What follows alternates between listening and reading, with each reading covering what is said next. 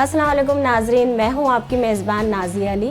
आज फिर मैं हाजिर हूं शाम फैज़ की एक खूबसूरत शाम में और लेकर आई हूं आपके साथ, बल्कि आज आप बहुत ज़्यादा खुश होंगे क्योंकि एक ऐसी शख्सियत मौजूद है हमारे साथ जिन्हें आप बहुत ज़्यादा पसंद करते हैं। और अगर मैं उनकी शख्सियत के बारे में आपको बताऊं तो वो सोशल वर्कर हैं, इंसानी खिदमत करती हैं, सारिम बर्नी ट्रस्ट की वो वॉइस चेयरपर्सन भी हैं।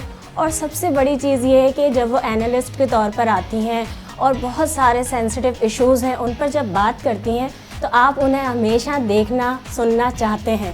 और आज हम उनसे जो बात करेंगे वो सब आप एंजॉय भी करेंगे, वो इसलिए कि आज हम उनसे बहुत सारी वो बातें करेंगे जिसके बारे में शायद आप सुनना चाहते हैं लेकिन वो बताना भी चाहती हैं, लेकिन आज तक कभी ऐसा प्रोग्राम या ऐसा मौका उन्हें नहीं मिल सका।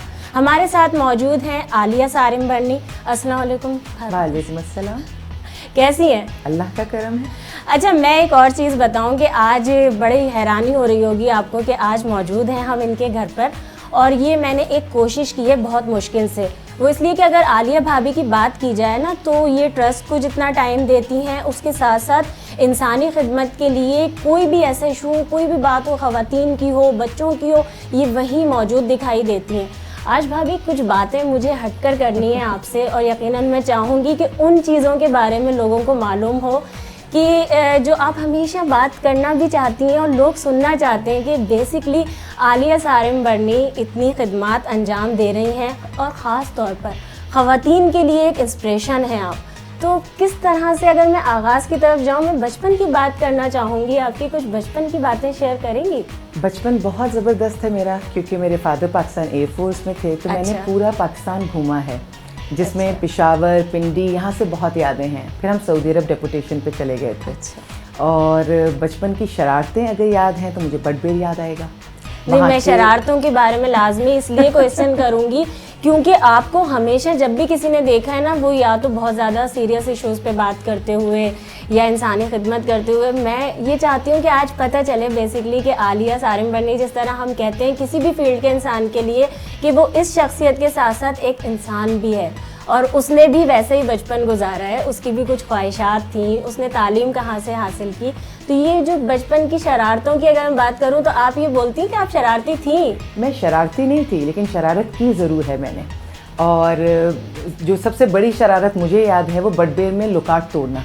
क्योंकि बेस था बड़बेर का, वो एक बेस था, वहाँ पर दोपहर को हमारे यहाँ का एक पूरा रूटीन होता है पाकिस्तान एयरफोर्स में कि सुबह सब ऑफिसर्स जाएंगे, ऑफिस जाएंगे, फिर 2 बजे वापसी होगी, फिर एक अच्छा सा लंच फैमिली के साथ होगा, उसके बाद बड़े लोग सो जाएंगे और हम बच्चे शरारतें करने के लिए बाहर निकल जाएंगे। अच्छा, प्लानिंग के साथ शरारतें भी बताई जा रही हैं कि वो ऐसे ही नहीं होती थी कि कुछ भी एकदम सडनली हो गया, शरारतें भी प्लान की जाती थी। प्लानिंग नहीं, हमें पता था किस किस दरख्त पर कितने लोकाट लगे हैं। और आज हमने किसके घर को और किस तरफ को हमने टारगेट करना है। लेकिन ये कार्रवाई तो छुपकर की जाती थी ना, ये शरारत, तो उसके बारे में बताएं। छुपके क्या करते थे? कभी कभी पकड़ हुई उसमें? कभी हुआ नहीं होता ये था कि आंटी या किसी ने एकदम आवाज़ लगाई खिड़की से, कौन है जो लुकाट के साथ ये सब कर रहा है? आंटी हम नहीं है, हम नहीं है कह के हम भाग जाते, जबकि हम ही तो होते थे वहाँ पे। क्योंकि अब अच्छा देखिए, पाकिस्तान एयरफोर्स की जो बेसिस है ना, उसमें सब एक दूसरे को जानते हैं। मतलब अगर मैं किसी पड़ोस में चली गई हूँ या नेक्स्ट लेन में भी चली गई हूँ तो सबको पता ही किसकी आवाज़ है, ये कौन है। तो वहाँ की शरारतें बहुत मासूम, और घर से निकलते हुए वो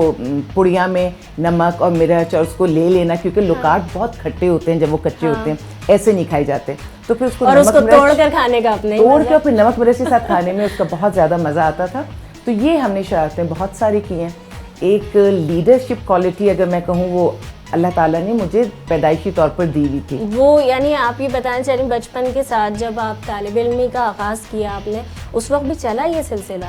मुझे उस वक्त पता नहीं था कि क्या चीज़ है, मुझे अपनी बहुत सारी चीज़ों का इल्म नहीं था कि ये क्या है। वो उस वक्त मासूमियत में थी। अच्छा। लेकिन जैसे जैसे वक्त गुजरता गया मुझे अंदाज़ा हुआ कि अल्लाह ताला ने फाइनली मुझे किस काम में डालना है। अच्छा। उस काम की वजह से अल्लाह ताला वो ट्रेनिंग मेरी वैसी कर रहा था। यानी कोई भी कार्रवाई, कोई भी इवेंट हो, चाहे वो शरारत हो या संजीदा, एक लीडर की तरह सामने आ जाती थी और आके फिर मैं वो पूरा काम बनाकर और फिर उस काम को अच्छा, उसमें एक और चीज़ भी होती है ना, लीडर की तरह सामने तो आ जाती थी। बहुत सारे लोग हैं जो लीडरशिप, अपने आप को तो लीडर समझ रहे होते हैं, लेकिन लोग एक्सेप्ट करते हैं। तो जिस तरह से पॉलिसीज़ काम उस वक्त भी अगर ऑर्गेनाइज करने की कोई चीज़ मिलती होगी तो उस वक्त सारे यानी फ्रेंड्स आपकी साथ देती थी, उसमें सपोर्ट करती थी कि हाँ भाई हम इस लीडर के साथ नहीं, हैं, मैं तो पता आलिया है, के मैं साथ। पीछे रहना पसंद करती थी। अच्छा। मुझे छोटा रहना बहुत पसंद है, मुझे बड़े होने का शौक नहीं है। मुझे मालूम है कि जो बड़ा होता है उसके ऊपर कितनी बड़ी जिम्मेदारी होती है कि अब मैं अपने घर में भी छोटी हूँ, मतलब बहन भाइयों में भी दूसरा नंबर है और ससुराल में तो काफ़ी नीचे का नंबर है मेरा। तो मेरे से बड़े माशाल्लाह बहुत सारे लोग हैं। मैं हमेशा कहती हूँ कि माँ के साथ रह के जैसे बच्चे को सुकून होता है ना कि वो माँ हयात है तो बच्चा ही है, ठीक है। जब माँ नहीं होती तो बच्चा बड़ा हो जाता है। तो मुझे बड़े रहने का या लीडर बनने का शौक कभी नहीं हुआ। ये तो मेरी दोस्तें ही थी जो मुझे आगे कर देती आगे थी, लेकर आ जाती थी। उसकी वजह ये थी कि एक कॉन्फिडेंस उनको था, उन्हें पता था कि जब मैं आलिया चीज़ों को मैनेज करेगी तो चीज़ें बेहतर मैनेज हो जाएंगी और मैं कभी किसी को छोड़ के नहीं जाती। ये मेरी बड़ी ख़ास बात है। अगर मैंने किसी को ओन किया है ना, बस फिर वो मेरा है। अच्छा, तो ये अच्छा बहुत अच्छी बात हो रही है ये। अगर मैं फ्रेंड्स की बात करूं, जिस तरह आपने कहा कि उन्होंने मुझे बनाया, तो वो फ्रेंडशिप अभी भी है, बरकरार है? क्योंकि ये होता है ना कि आप जिस तरह बता रही हैं अलग जगह से अब यहाँ पर हैं, कराची में, पेशावर, कराची अलग जगह, और फिर शादियाँ हो जाती हैं। लड़कियों की दोस्तियों में तो रुकावट बहुत कुछ होता है ना कि आपकी लाइफ चेंज होती जा रही है, तो कुछ है कांटेक्ट में फ्रेंड्स? जिसकी ज़िंदगी में पुराने दोस्त ना हो ना, उसकी ज़िंदगी में कहीं कोई गड़बड़ है, ठीक है। जो प्योर सोल्स होती हैं उनके दोस्त कहीं नहीं जाते। मैं भी बहुत मसरूफ़ भी हो गई, सब कुछ है, ये नहीं कि बहुत ज़्यादा कांटेक्ट है। मेरी कराची में जो मेरी एक फ्रेंड है शाजिया, वो यूनिवर्सिटी की है, उसके साथ दोस्ती को 30 साल हो गए।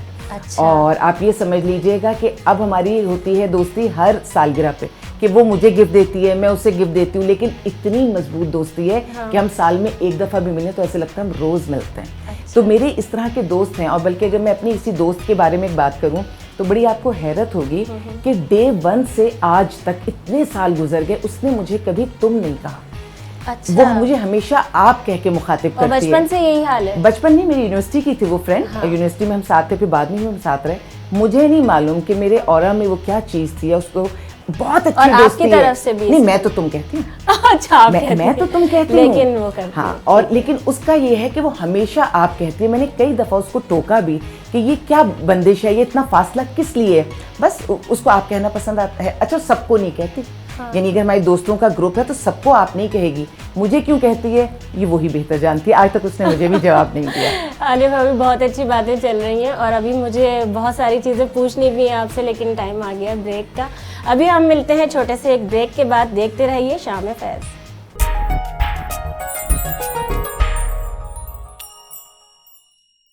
वेलकम बैक नाजरीन, शाम फैज़ के साथ हमारे साथ आज बहुत खूबसूरत शख्सियत मौजूद हैं। आलिया भाभी से बहुत मज़े की बातें हो रही हैं और अभी बचपन पे बात हुई, इनकी शरारतों पर भी बात हुई। अब मैं इनसे पूछूंगी कि अगर मैं पेरेंट्स की बात करूं, फैमिली की, तो उसमें एक अटैचमेंट होती है नेचुरली कि माँ के साथ या बाप के साथ। उसमें दोनों जो नाम मैं ले रही हूँ उसमें आप कौन सा नाम लेंगी? शक्ल मेरी बाप की तरह की है और दिल मेरा माँ के साथ धड़कता था और धड़कता है और धड़कता रहेगा। अब्बा बहुत यंग एज, मतलब बहुत बच्ची थी जब अब्बा इस दुनिया से चले गए थे और अम्मी ने फिर पाला, तो जाहिर है उनकी सारी कुर्बानियाँ मैंने अपनी आंखों से देखी हुई हैं। अच्छा। और मुझे जो अम्मी एक वाक़या सुनाती है, मैं आपसे वो शेयर करूं कि मैं तबीयतन ऐसी थी कि जब मैं बहुत छोटी सी होंगी, शायद 2 साल की, शायद 1.5 साल की, इतनी, तो अम्मी कुछ बना रही थी तो वो बैठकर कुछ पकाने का सीन चल रहा था। अच्छा। तो अम्मी ने मुझे पटरी पर बिठाया और मैं स्लिप होकर नीचे आ गई। अम्मी ने फिर बिठाया, मैं स्लिप होकर फिर नीचे आ गई। अम्मी को गुस्सा आया, फिर अम्मी ने मुझे एक थप्पड़ लगा के फिर पटरी पर बिठाया, मैं फिर स्लिप होकर नीचे आ गई। अम्मी ने कहा, आलिया वो दिन है, और जब तक अम्मा मेरी हयात रही उन्होंने कभी मुझसे ज़िद नहीं की। मेरी माँ ने कहा, मैंने उस दिन उस 1.5-2 साल की बच्ची से ये सीख लिया था कि इसकी तबीयत में ज़िद है तो इससे ज़िद नहीं करनी। और एक बहुत अच्छा मैसेज जो मैं देना चाहूँगी कि माँ ने कभी मुझसे ज़िद नहीं की, लेकिन मैंने सारी ज़िंदगी हर वो काम किया जो मेरी माँ ने चाहा। मेरी ज़िंदगी का हर फैसला वो था जो मेरी माँ ने चाहा। तो माएँ अपने बच्चों को इतना ज़्यादा जानती हैं। और जो इस प्रोग्राम देख रहे हैं वो समझ लें, अम्मा को पता था कि आलिया ने मेरे ही गिर्द घूमना है, जिद करने की जरूरत दायरा उनका आपका वही है। अच्छा, जो जिद की बात निकल आई है तो फिर बहन भाइयों में भी चल रहा होता है ना, हर फैमिली में होता है कंपटीशन, तो उसमें कुछ होता था कि जैसे आगाज़ भी हुआ, अगर बहनें भी होंगी साथ में, कि ये पहन रही है। बाज़ दफ़ा होता है ना कि इसने ये पहना है, कुछ होते हैं कि बोलते नहीं हमने एक जैसा पहनना है, और कुछ बहनों की ज़िद होती है कि ये वाली चीज़ पसंद आई है लेकिन इस बहन ने पहन ली है तो हमने ये काम करना ही नहीं है। इन चीज़ों में किस तरह होता था? बहन भाई कितने थे ये बताइए। 4 बहन भाई हैं, 2 बहनें और 2 भाई। अल्लाह ताला ने बहुत ही खूबसूरत कॉम्बिनेशन दिया। सबसे बड़ी बहन, उसके बाद मैं, हम बहनों बहनों की जोड़ी। और अच्छा, बहुत मशहूर थी माशाल्लाह हमारी जोड़ी, क्योंकि एक ही स्कूल में, फिर एक ही कॉलेज में, फिर एक ही स्कूल में हमने पढ़ाया। तो हम जोड़ी के, मतलब हंस की जोड़ी के नाम से हमें सब जानते पहचानते थे। जब अल्लाह ने भाई दिए तो इसी तरह भाइयों की जोड़ी, मेरे बाद 2 भाई अल्लाह ताला ने दिए। और मैं बहुत इजी गोइंग हूँ, मुझे किसी चीज़ में कोई टेंशन नहीं है।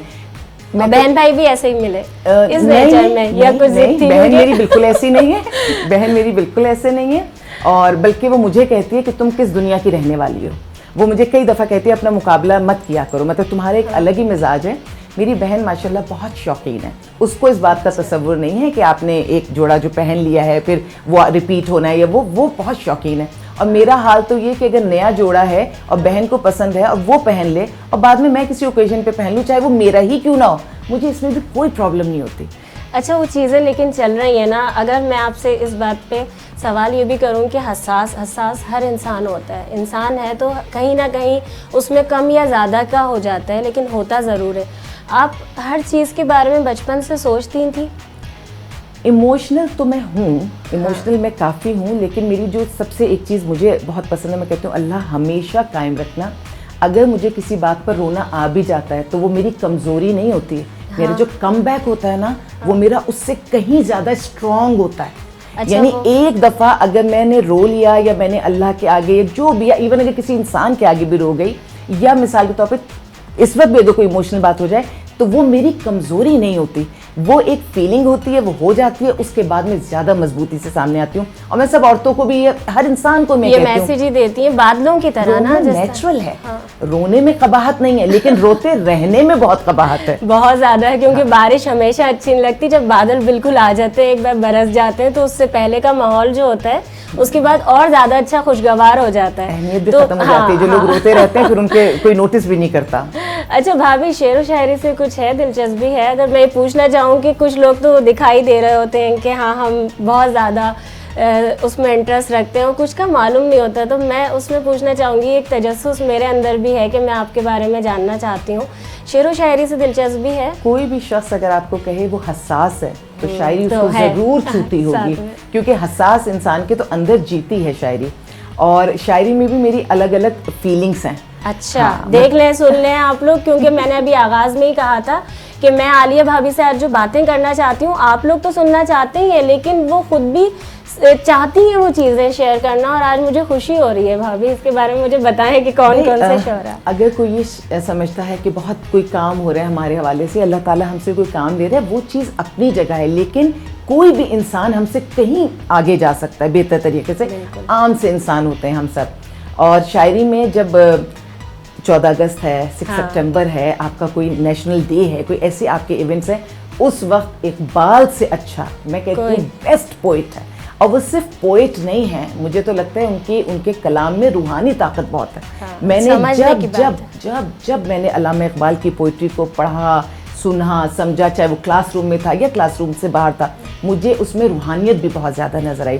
तो वो मुझे बहुत अट्रैक्ट करती है। और उसमें मैसेज, और जिस ज़माने में पढ़ लो, जब पढ़ लो, उसकी जो जाज़बियत है वो अपनी जगह मौजूद है, तरोताज़ा होती है। और जब आपने ज़रा, आपके मूड लाइटर साइड पे है, तो गालिब भी बड़ी प्यारी बातें। लेकिन आज आप भी तो बताएं ना, आप कुछ सुना सकती हैं? ऐसा कुछ होता है कि सिर्फ पसंद की हद तक है, अच्छा लगता है, या आप सुना भी सकती हैं? देखो, मुझे इस वक्त कुछ सुनाने के हिसाब से नहीं, लेकिन जैसे इकबाल का है कि वो पलटना झपटना, झपट कर पलटना, इस किस्म की जो शायरी होती है ना, जिसमें अल्फाज आपके जहन के साथ मुतवातिर आपको एक मतलब ये समझे कि आपको बहुत ज़्यादा जुस्तजू में कर देते हैं, मुझे इस किस्म की पोइट्री बहुत अच्छी लगती है। और फिर वो गालिब का इतना प्यारा सा अंदाज, मासूम अंदाज के वो सब कुछ के हर एक बात पे कहते हो तुम कि तू क्या है, तुम ही कहो ये अंदाज़े गुफ्तगू क्या है, यानी इतनी बड़ी बात और इतनी नफासत से कह देना, ये गालिब का ही खासा है। एक अंदाज होता है ना हर शायर का। अच्छा, स्पोर्ट्स से कभी दिलचस्पी रही बचपन में, या अब जब तालिब इल्म बनी होता है स्कूल में या कॉलेज में, कभी इंसान पार्टिसिपेट करता रही? पाकिस्तान एयरफोर्स के जितने स्कूल और कॉलेजेस थे वहाँ लड़कियों का बेसबॉल हुआ करता था, तो मैं हमेशा अपने बेसबॉल में मतलब एज अ टीम कैप्टन भी मैं रही और मैंने पार्टिसिपेट हमेशा किया। और दोपहर को लोकाट खाने से पहले और लोकाट खाने के बाद बैट बॉल या बेसबॉल हम ज़रूर खेला करते थे बेस पे। अब उसमें हमने वो कॉर्नर्स देखने होते थे बेस पे, जिन कॉर्नर्स पे अगर हम हिट मारें तो किसी के घर का शीशा ना टूटे। अच्छा, ये काम भी किए हैं लेकिन आपने ना नहीं, मुझे देखो किए नहीं है, हो गए हैं, हो गए। बॉल ने हमारी सुनी नहीं, वो जहाँ उसकी हिट लग गई वो वहाँ चला गया। अच्छा, लेकिन जहाँ हिट लग गई और जिसका शीशा टूट गया उसके बाद फिर उसने क्या किया? या कहा चलो कोई बात नहीं, आलियाँ हैं और वो कभी कभार उनका ऐसा मूड होता है, ऐसा कुछ हुआ? नहीं, हमारे यहाँ एयरफोर्स के माहौल बड़े खूबसूरत होते हैं। हाँ। बहुत डिसेंट लोग होते हैं, बहुत तरीके से बात करते हैं और वहाँ पे लड़ाई झगड़ा या शाउट करना उस तरह की चीज़ें नहीं हैं। हाँ, वहाँ तो कोई टेंशन नहीं होती। और सिर्फ मैंने थोड़ी उनके घर का कोई शीशा तोड़ा होगा, उनके बच्चों ने भी तो हमारे घर का शीशा तोड़ा होगा ना, तो बात बैलेंस हो जाती है। ये सारी चीज़ें तो बहुत अच्छी हो जाती हैं। अच्छा, इसमें सबसे ज़्यादा कोई यादगार वाकया मैं सुनना चाहूँ तो वो कोई है बचपन का ऐसा? नहीं, ऐसा सच मुझे कभी कोई बहुत बड़ा मसला कभी दरपेश नहीं हुआ जिसको मैं सोचूं।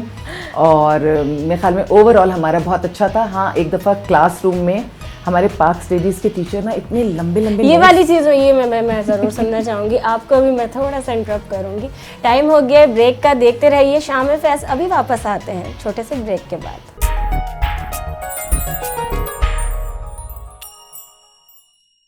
वेलकम बैक नाजरीन, आप देख रहे हैं शाम फैज़। हमारे साथ मौजूद हैं आलिया सारिम बरनी। बड़ी मज़े की बातें हो रही हैं और मैं हमेशा जो करती हूँ ना कि टॉपिक को कहीं ना कहीं से लेकर आना जाना और वो सारी बातें आप तक पहुँचाना जो आप जानना चाहते हैं। तो अभी बातें हो रही थी बचपन की और उसमें शरारतों की बात हुई, लेकिन एक किस्सा सुनाने जा रही थी।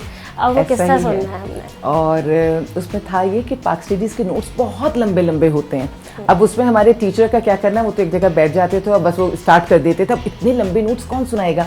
अच्छा, हम लड़कियां ज़रा याद करने में अच्छी होती हैं और ज़रा सी ताबेदार भी ज़्यादा होती हैं, फरमाबरदार भी। तो सब नहीं, मेजॉरिटी। लेकिन एज कम्पेयर टू लड़के ना हम जल्दी डर जाती हैं, हम ज़रा सा जल्दी डर जाती हैं।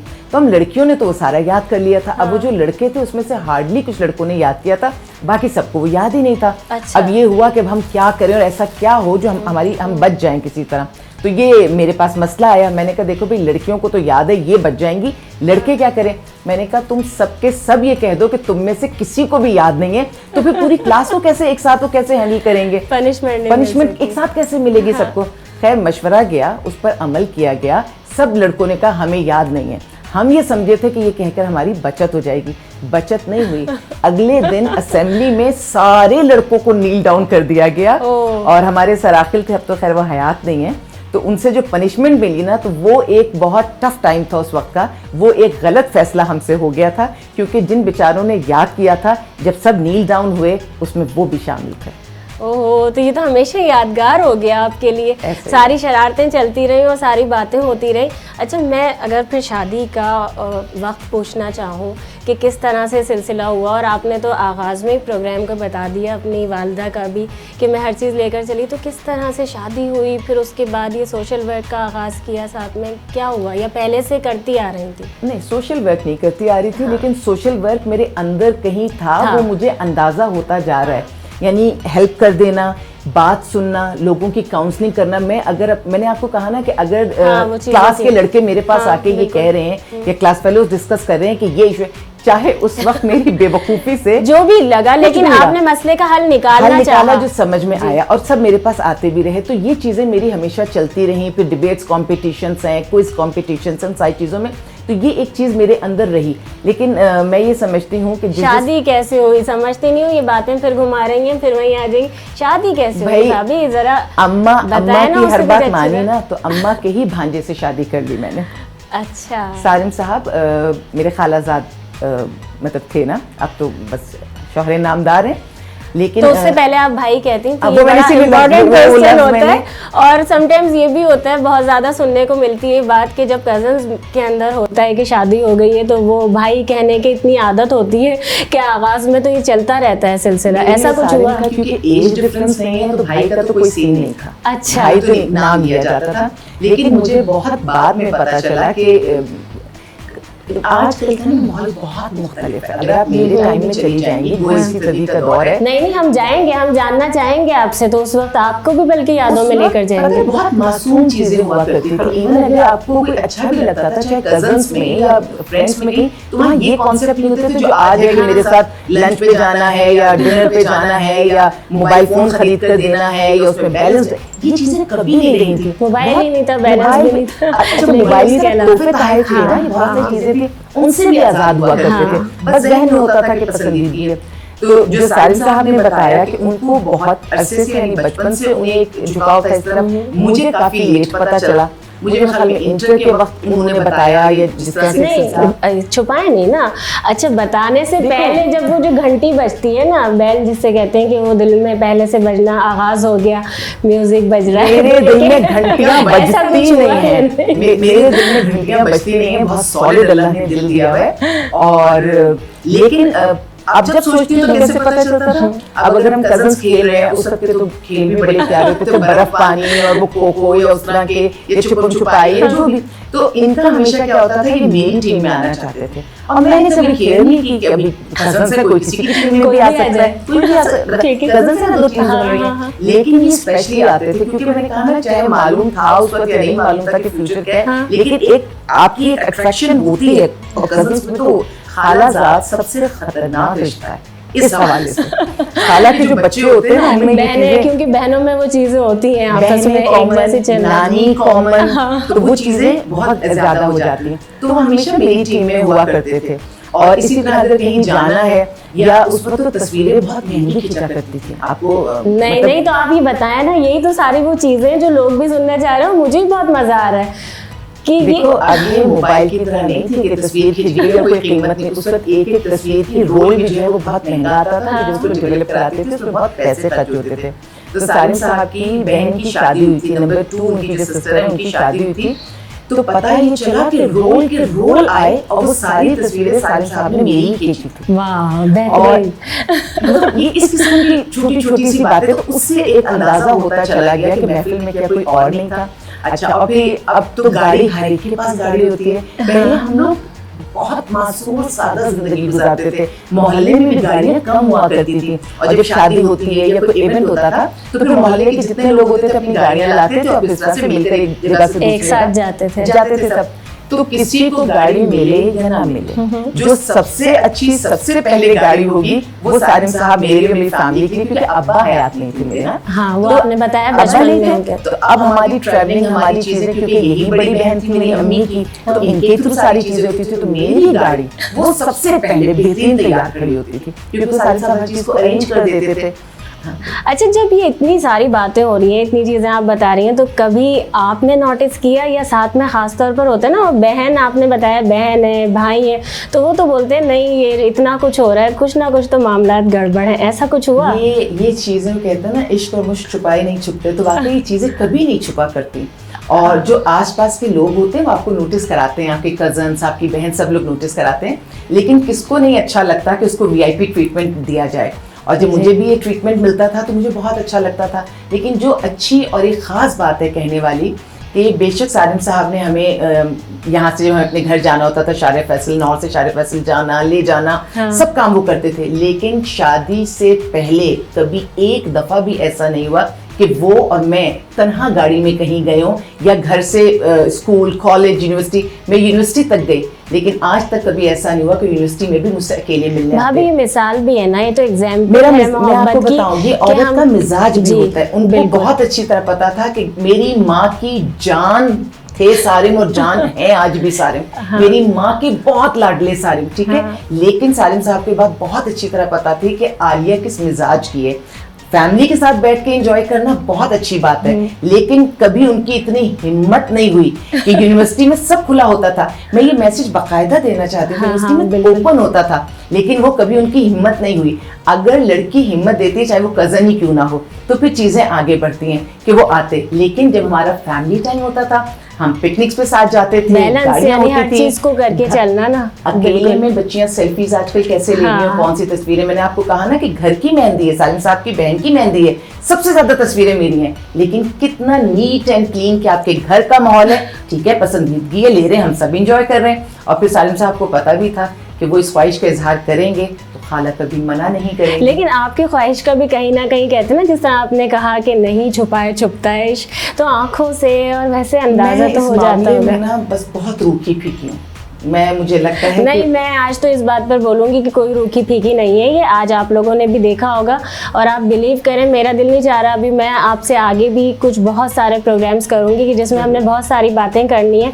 आलिया भाभी, हम आपके घर आए और आपका टाइम लिया, ख़ास तौर पे इतनी मसरूफ़ होती हैं, मैं चाहूँगी कि आप फैज़ टीवी के लिए और शाम फैज़ हमारे प्रोग्राम के लिए भी कुछ मैसेज दें। भाई, शाम फैज़ तो इतना ज़बरदस्त प्रोग्राम है कि आप मेरे माशाल्लाह घर तक आ गई। आमतौर से घर पे आपको पता है प्रोग्राम्स नहीं हो रहे होते, हमारा तो बिल्कुल। वही शेल्टर हुई, तो ये आपकी मोहब्बत है और मुझे अच्छा लगा कि हमने प्रोग्राम ये आज कर लिया, क्योंकि आपकी गुफ्तगू में वाकई वो बहुत सारी बातें मैंने की जो मैंने आज से पहले नहीं की जी। थी और मैं करना चाहती हूँ। उसकी वजह ये कि जिन लोगों को हम बहुत आगे भी कहीं देख रहे होते हैं, वो अंदर से बिल्कुल वही आम से इंसान होते हैं जैसे कोई भी इंसान होता है। वही दिल होता है, वही मोहब्बत करते हैं वही और ख़ास बचपन तौर है। पे वही सारी चीज़ें होती हैं।